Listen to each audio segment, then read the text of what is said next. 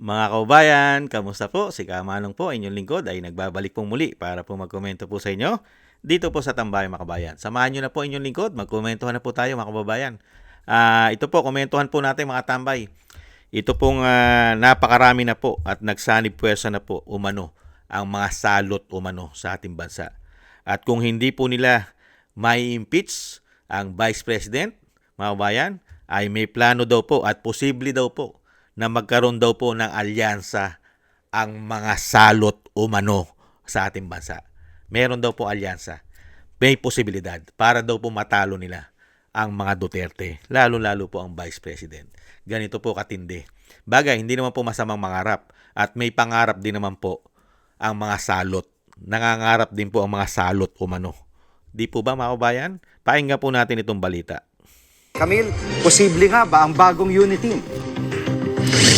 Jiggy, para kay Senator Risa Hontiveros, maaga pa para sabihing magkakaroon ng alyansa ang oposisyon at administrasyon para sa 2028 elections. Wala pa raw kumakausap sa oposisyon mula sa kampo ni Pangulong Bongbong Marcos. Pero kung umabot man daw sa ganitong punto, ay kailangan itong pag-usapan at pag-isipan mabuti ng oposisyon, lalo't magkakaiba sila ng nakaraan. Narito ang pahayag ni Senator Hontiveros. If we need the President's camp in order to slay the Vice President's candidacy in 2028. It would require, if that possibility arose and approached us, it would require a lot of thinking and talking among us first.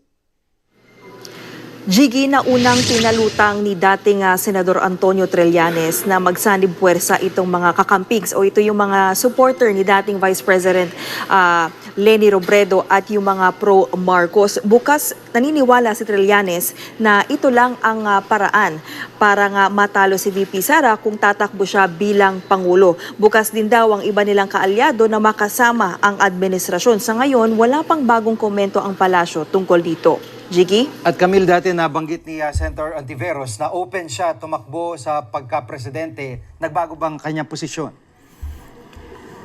Jiggy, tatakbo raw si Senator Risa Hontiveros kung siya ang pipiliin ng oposisyon na maging standard bearer. Sinabi yan muli ni Hontiveros sa Foreign Correspondents Association of the Philippines Forum. Kailangan daw magdesisyon ng oposisyon kung sino ang kanilang magiging pambato. Kumpiyansa rin ng senadora na kayang talunin ng oposisyon, si VP Sara. Kailangan lang daw magkaisa ang oposisyon at iba pang civil society groups. Yan po mga tambay, kailangan po nila magkaisa. Lalong-lalo po ang administrasyon. Dahil nga po nanganganib na po silang lahat. Dahil sila po ay bistadong-bistado na po ng taong bayan. Kung ano pong klase silang mga politiko. Dahil nga po nung makabalik po itong tinatawag na bangag at bongit ng kanyang ate, ay nagkaisa po sila umano. Para po ubusin umano ang pera ng taong bayan. Hindi kaya pati ang mga inutang umano ay nadisgrasya pa.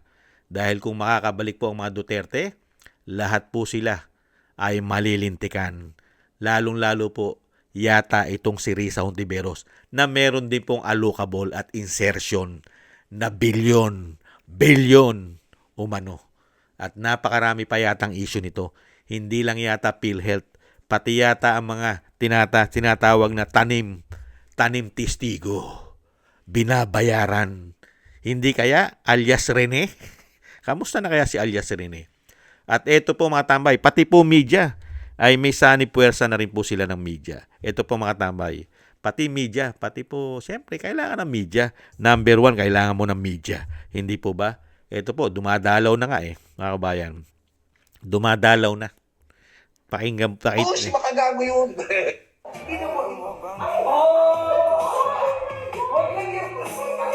Nakita niyo po?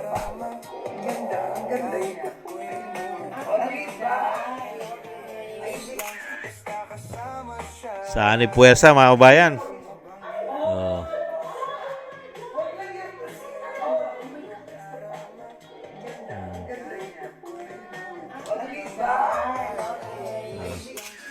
Ayan mga kababayan, saan ni puwersa, di po ba? Hindi lang naman po mga politiko kailangan saan ni puwersa. Kailangan pati rin po sa mainstream media ay meron ka rin saan ni puwersa. Hindi kaya At ito pa mga tambay, yung kinukuhanan po nila na kailangan magkaisa po at magkasama-sama na at magkaroon na ng alyansa na bagong alyansa, bagong unit team.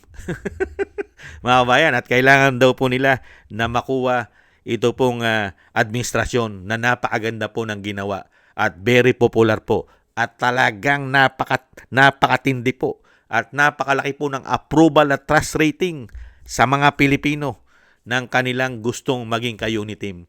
Ito pong mga salot umano at talagang nagsama-sama na. Ito po ang gusto nila pong ka-unit team, mga kabayan, at hinihingi rin po ang basbas ni Bongit na napakataas po ng approval at trust rating sa ating bansa. Tingnan po natin, mga kababayan.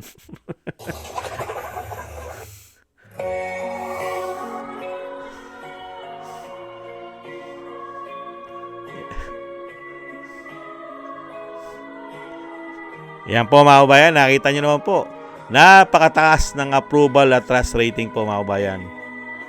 Nakita nyo po mga kababayan, ang approval at trust rating na paglilingkod po ng kanila pong pinaplano na magsani puwersa mga kababayan, ang administrasyon at ang kanilang hinihingi na basbas ng administrasyon ay napakataas po ng popularidad at trabaho na ginawa po sa ating bansa.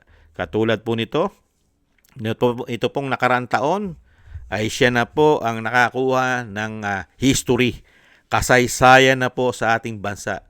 Sa pagiging presidente ng bansa, siya na po ang kauna-unahang nakapagbigay at nakakuha ng ganyang klase na survey. History niya po yan mga tambay. Ano po? Makita niyo po, SWS, negative 3. Yung Pulse Asia, negative 15. At yung sinasabing Publicus, yung Publicus Asia, negative 27. Nakita nyo po, negative 3, negative 15, at negative 27. Ganyan po kalakas pag nagsanib puwersa po itong grupo na ito. Itong grupo po ng mga salot umano sa ating bansa ay magsasanib puwersa daw po sila umano. Malaki po ang posibilidad. At ang siyempre, alam naman po natin si Risa Hontiveros ay tapos na po ang kanyang termino sa Senado. Hindi na po siya pwedeng bumalik. Kaya po ang kanya pong pwede lang pong gawin para po magkaroon at makontinue ang kanyang kapangyarihan dahil hindi na po siya pwedeng tumakbo na senador. Ang pwede lang po niyang takbuhan ay diyan po sa House of Representatives, maging congressman, maging vice president, at maging presidente ng bansa, mga kababayan. At ano naman po ang nagawang legasiya? Meron po bang nagawang kabutihan sa bansa natin si Risa Hontiveros? Kamusta na kaya ang PhilHealth? Kamusta na kaya ang kanyang ma-allocable at kanyang ma-insertion, mga kababayan? Yan po mga kababayan, nakita naman po natin at narinig ang plano po ng grupo ng mga salot umano sa ating bansa ay magkakaroon daw po sila ng alyansa. Posibilidad na magkaroon po ng alyansa ang mga salot at pahirap umano sa ating bansa. Mga kababayan, kayo po, alam naman po ninyo, hindi naman po tayo tangat bobo at gago. Alam naman po natin kung ano po nangyari sa ating bansa nito pong mahigit 3 taon. Hindi po ba? Magugustuhan pa ba natin, mga kabayan, ang mga ganitong klaseng politiko? Di po ba? Maganda po ba na magtuloy-tuloy ang mga ganyang klaseng paglilingkod? Korupsyon, pamumulitika, palakasin ng grupo ng mga salot, umano, mga salot ng mga politiko, mga gahaman sa kapangyarihan at pera. Nanahimik lang po yan eh.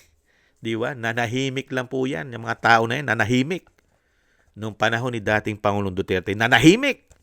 Pero nung magkaroon ng presidente na tinatawag ng kanyang kapatid na Bangag at Bongit, naglabasan po ang mga sungay. Magkakaisa pala sila, mga kababayan. Iisa pala ang kanilang dugo. Nananalaytay sa kanilang mga dugo at sa kanilang mga ugat. Iisa pala, mga kababayan. Muli po mga kababayan, maraming salamat po. Yan po ang komento po natin sa nag-aambisyon na para po talunin ang Vice President. sa halalan. Kailangan daw po magkaroon ng bagong unit team. At talagang kailangan magsanib puwersa.